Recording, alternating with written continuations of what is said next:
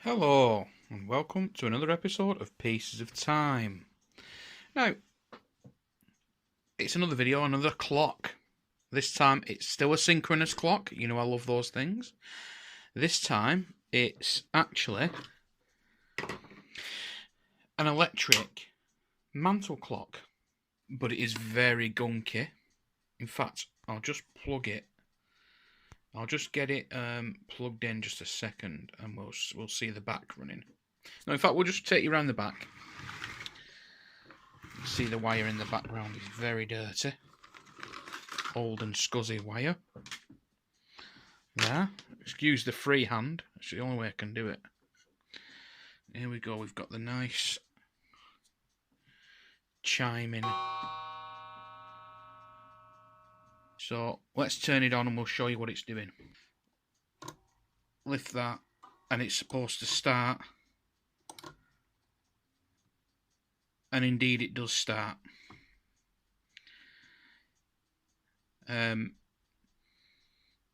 So I've done this. Now I have actually cleaned some gunk from underneath there.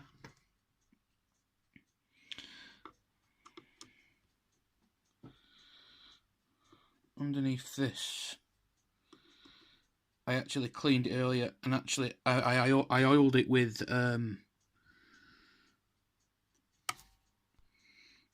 clock oil, and as you can see, the clock oil has actually come out and drawn out some more gunk there, which is a good thing. So it might actually stay spinning, but earlier when I attached it to test it to see if it was working, it didn't. What we're going to do, without further ado, we're going to take this apart and we're going to check the motor out, clean it properly. I'm probably not going to take it all apart because there's a lot of moving parts in there and you just don't need to with these. Okay, let's crack on. Okay, so just like always, we're going to get our little piece of foam, make sure there's nothing on it that's going to scratch the dial, and we're going to unplug it because obviously, as you can see, it is still moving. I'm going to make sure we've got you right in the middle of the screen there so we can see everything we're doing just about. Okay, so I'm just going to do a voiceover here because it all goes a little bit boring, so we're just going to do a voiceover. So what I'm doing is here, and also it means I can speed up, and because I've talked all the way through the video, so the bits that I speed up, even though I'll be talking, it'll just be annoying. So you know what I'm like. So basically what we're doing here is we're going to remove the chime from this bit here, so that we can get to everything else, because everything's in front. So they've got this big square nut underneath. I'm not sure why they use these kind of nuts. I think it's just because it's getting bashed all the time by the hammer, so therefore it's they need something big to hold that, to stop it being pulled through the wood.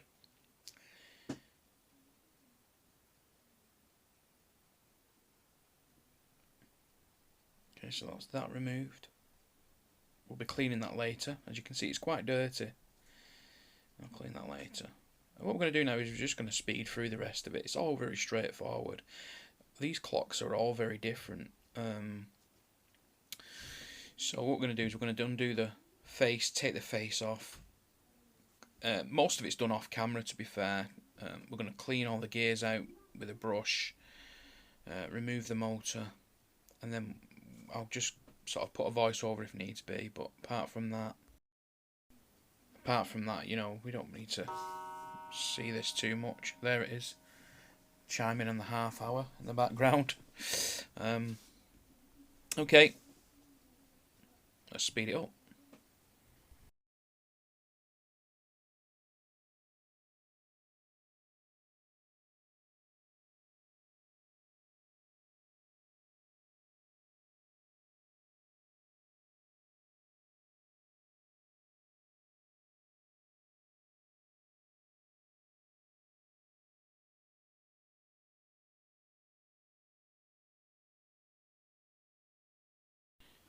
Okay, so I've just slowed it down here. I'm trying to get this as short as possible, this video.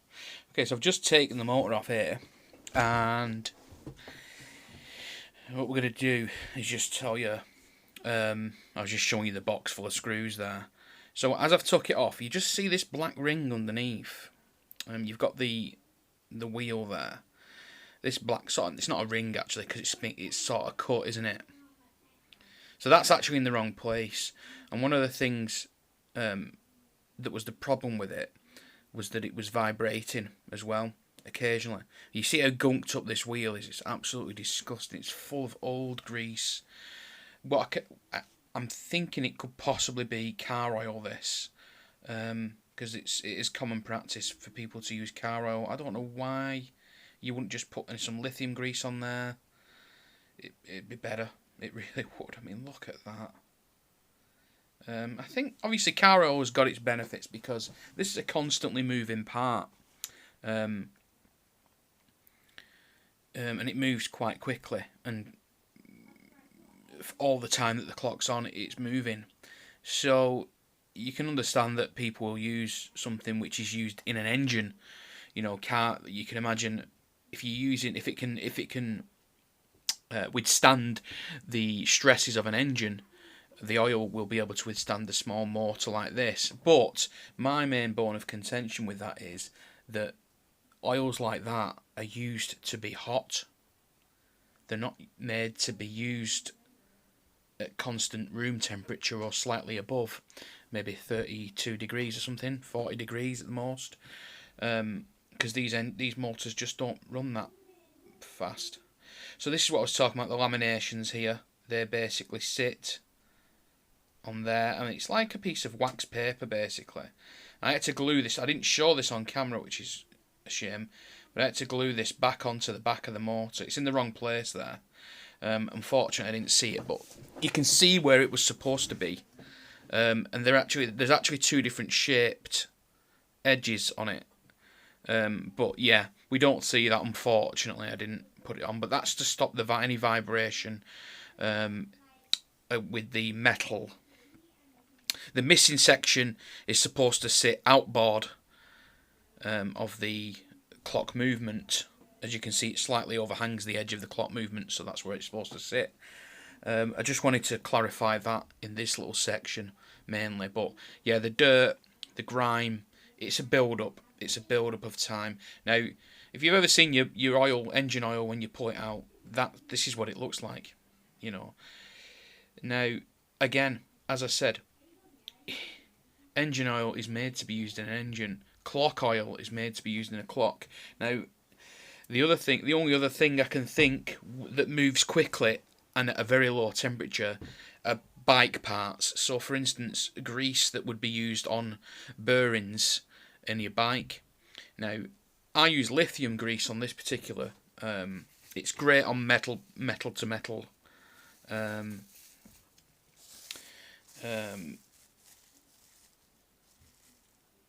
Interfaces sort of thing, so that's why I use white lithium grease. It's what we used to use in they used to use it in kitchens that I've worked in the past, where you have machinery which is running for constant periods of time, and we use it on the gearing for that. So this is a small motor, it's an electric motor, it doesn't create any heat really, so that's why I wanted to use the lithium grease, because it simply can sit in the little brass bushing at the bottom there, and it'll just keep constantly lubricating it for many years to come. Now that bearing is sealed. Dust and smoke is what gets these things dirty. I think, you know, there was a time when obviously people had coal fires.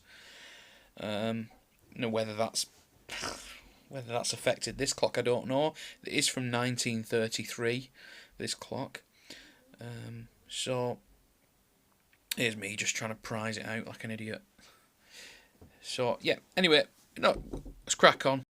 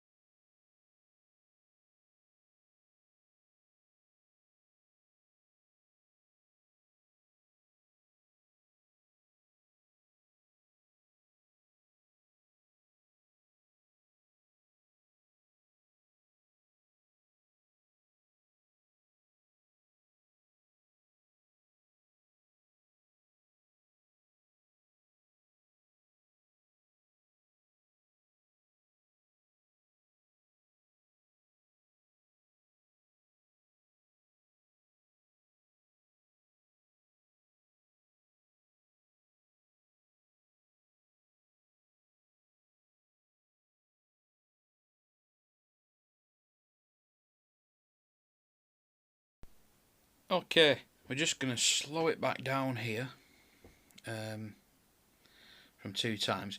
Now, just to show you, I'm going to take this little knob off, the little handle. That'll be all shined up. I don't know if I show it in the video. I'm not sure. I think I got any video footage of me actually polishing all the brass sections.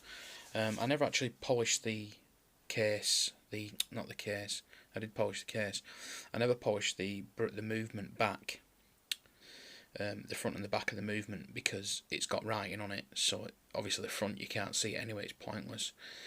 But I didn't polish the back just because it's got that movement on it. I didn't want the brass, or it's quite corrosive stuff in a way, and it will take off that writing probably, so we didn't do that.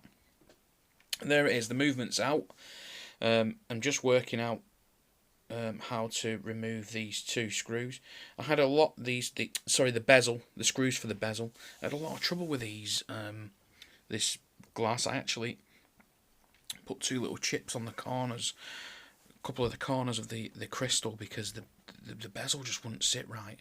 I figured out afterwards that you need to support the edges of the bezel and let the glass fall through, so it centralises, and that's where I was getting it wrong.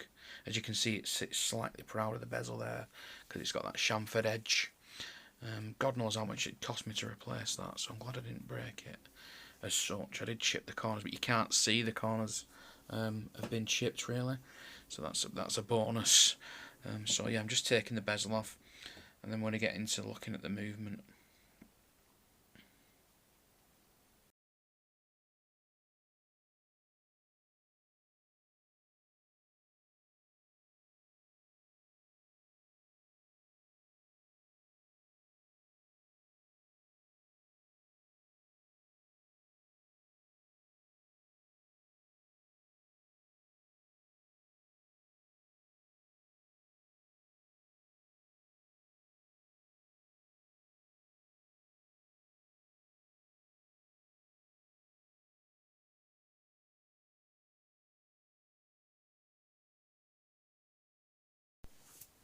Okay, so in the video I'm actually explaining how this works, and I was just telling you how stiff the hand adjuster was.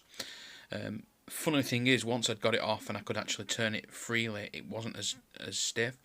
But I think the adjuster is missing some of its knob, so that it's more difficult to turn. I was contemplating trying to sort out a wing nut for it so that I could turn them, but the wing nut was threaded the wrong way, so therefore I couldn't put it on. So I just left it in the end. You know, it's not something you do very often, adjust it. So I did put some oil on the gears for adjusting it in the end. So at this point I'd opted not to take the dial off for some reason. I thought that I could probably just clean it, but then I realised that I had pivots on the inside of the front clock plate, the movement plate at the front, that I couldn't get to, so I needed to take the dial and face off, which was another rigmarole really, but you need to do it if you need to do it. So hence why I was saying it was a nightmare to get the bezel back on. I knew it would be, which is why I didn't want to take it off. I didn't want to risk breaking the crystal, but yeah, it needed to be done, so I did it. Okay, we're just going to cut now to the polishing refurbishment stuff. Okay, so we haven't dismantled it. I chose not to. The wheels, they're mostly clean.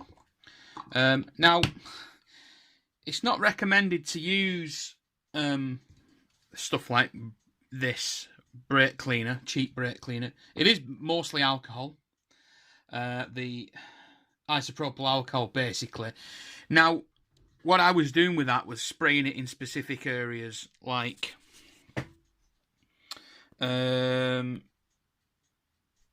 just here on where the little shafts sit in the case, the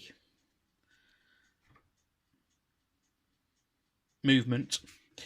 So what I'll be replacing the oil with for that is just normal clock oil on these small bearings. On this, the fibre wheel, they're called, which is it's like a compressed paper and resin coated paper basically, and they make a little wheel out of it. And all it does, it absorbs any vibrations. It makes it a quieter running movement, I believe, is what I believe. Yeah, so the downside to using that stuff is that when you spray it, it actually sprays dirty grease over other stuff, and then it can also stop oils from sticking to. So unless you're going to take it apart and actually wash the movement properly and clean it with hot water, soapy water, and then dry it, you shouldn't really do it. But in this situation, I actually feel like it's fine, and it should be all right. So silicone grease, bog standard silicone grease for this fibre wheel, very small smearing, and then for this little bit here, yeah, this little bit here, the little ends are going to be sitting in these small holes here, just there. They're going to be sitting in there, and obviously there's one in the motor mount there, and those will be getting lithium grease because it's metal on metal contact, and it will last a long time, and it will work a treat under warmer scenarios, whereas the silicone grease, although can be used for that because it's high, is slightly thinner, and it,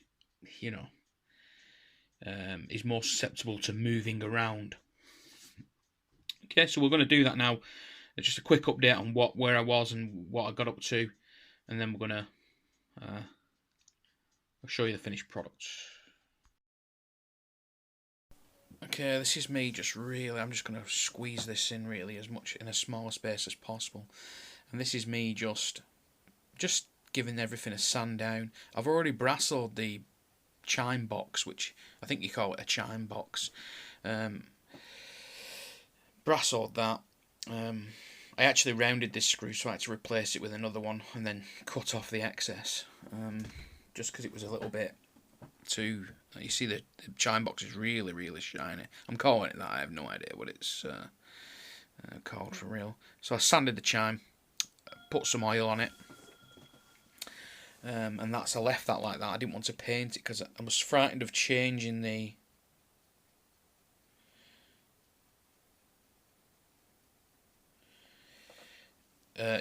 pitch or the tone of the chime. I didn't want to do that. Didn't want it to change that. So just light coat of oil, stop it rusting too much, and jobs are good. So then we're moving on here now. As I said, the screw which I'm about to polish rounded out inside I think it was the brass.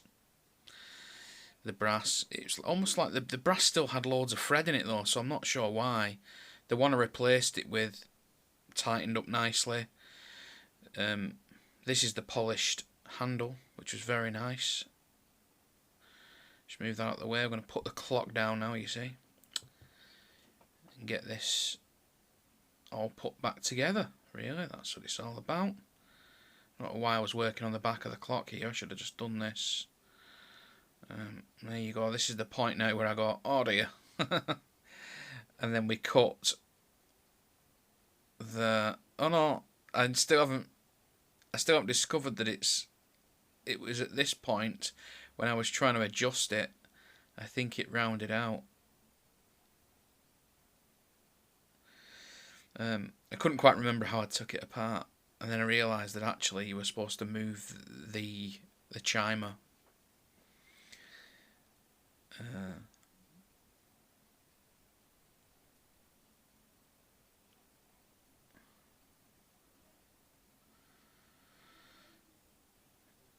Yeah.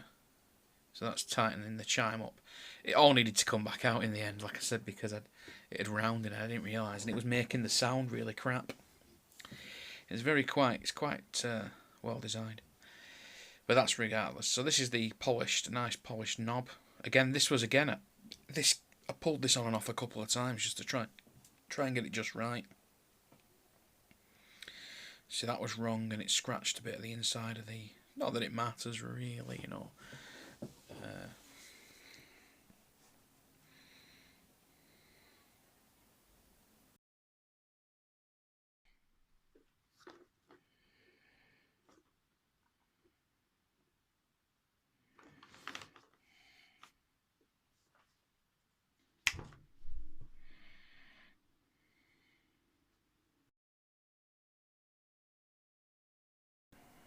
Okay, so there's a few cock-ups in this particular refurbishment because mainly because everything is different. You know, all clocks are different. So this one again had its own little challenges. But this was because I didn't take into account where the chime was going to sit in relation to the electricity. Now, what's really odd about that is it does sit really close to the electrical contacts, which is, you know, it's daft really, isn't it? But there you go. It's 1930s design. It's not made with, you know, Part P electrical design in mind. So anyway, I took those off and I put two ring connectors, which I then snipped the middle out of the ring connector so that it would go like that, so that it would just slot over the screw. But then I put extra cover insulation, sort of what's it called, shrink wrap insulation, over it so that it would basically cover the screw, so that you couldn't just accidentally prod the screw. There is a little bit of metal still sort of poking out on a cup of it, but it's really hard to sort of touch it. You know, you'd have to stick a screwdriver in there or something sharp and small, or start messing around in there with wet hands for it to really shock you. I think their only concern with these clocks was not letting the two contacts touch. That's all the concern they had. If you look very carefully, actually, in the middle of the two screws on the Bakelite section, there's a little hole, and I don't know if that perhaps had a cover on it. Because as I said, the chime, it is metal. It's metal wire, so it's very close to it. But there you go. That's that.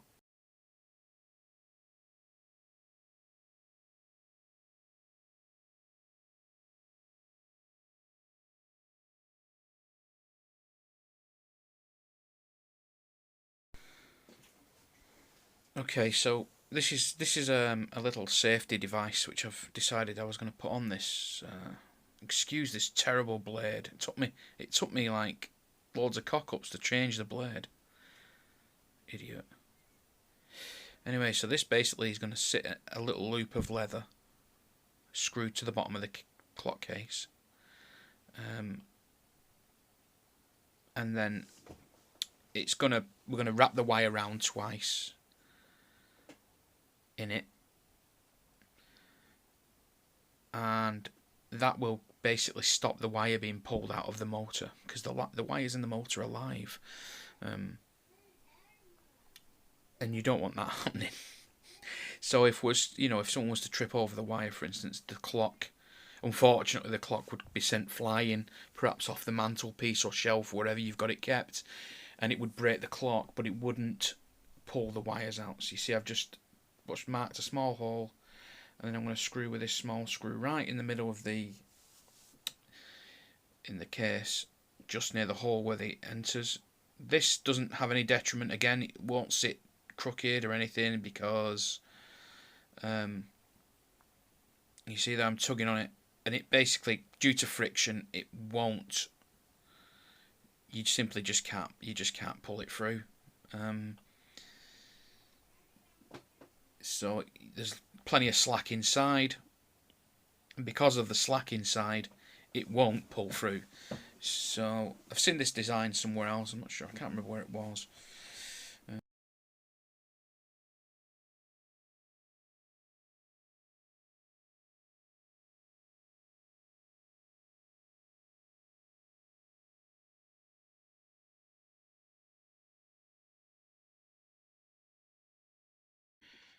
So there it is.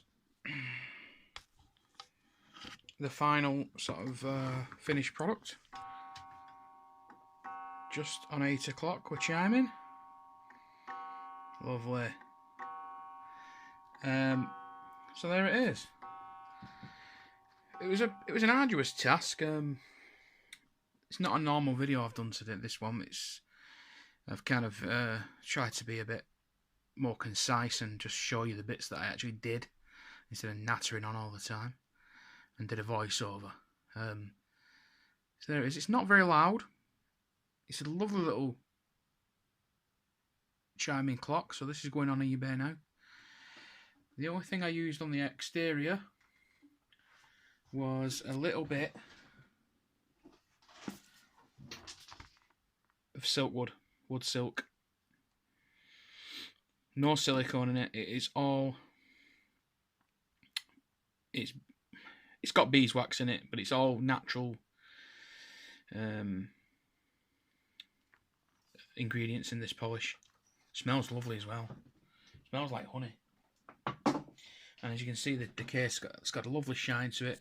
The top's a bit meh, but I've sort of brought it back a little bit. Polished the bezel, polished the crystal, cleaned the dial a little bit, not too much. It's a 70-year-old clock. Okay, thanks for watching. Please do come again.